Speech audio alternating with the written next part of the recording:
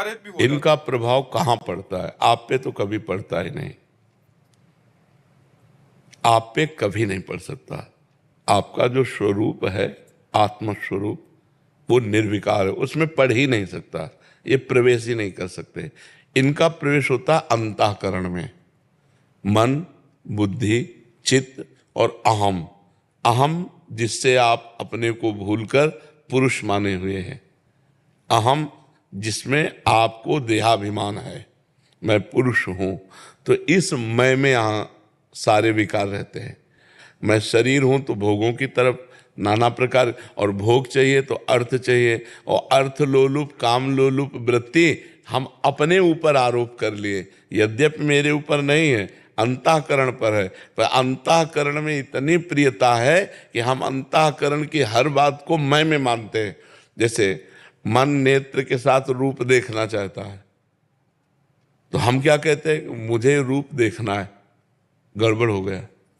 जबकि मन नेत्रेंद्रिय के साथ, मन ज्ञानेंद्रिय नेत्रेंद्रिय उसके साथ मिलकर, और हम उसके साक्षी हैं, हम रोकना चाहे उसे रोक ले, पर रोकने की बात ही नहीं आती, हमें लगता है मैं ही देखना चाहता हूं, तो बस इसलिए चला जाता हूं। जब तक देहाभिमान गलित नहीं होगा तब तक इन विकारों का प्रभाव आता रहेगा।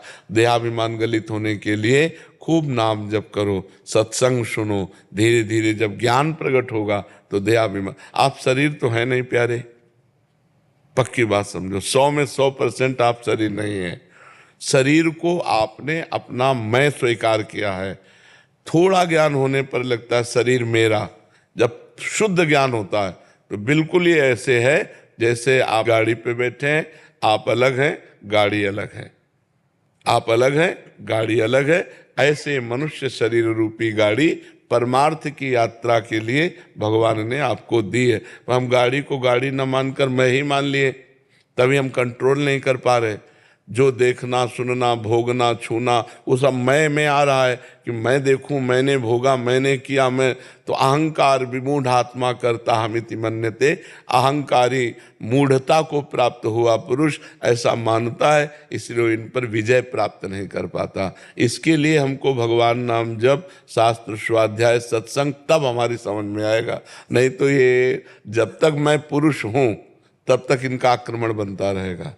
जब तक मैं पुरुष स्त्री आदि भावना है तब तक उसी भावना में इनका आक्रमण होता है। आपका ये भाव भूल जाए कि मैं पुरुष हूं, मैं आत्म तत्व हूं, मैं ब्रह्म हूं,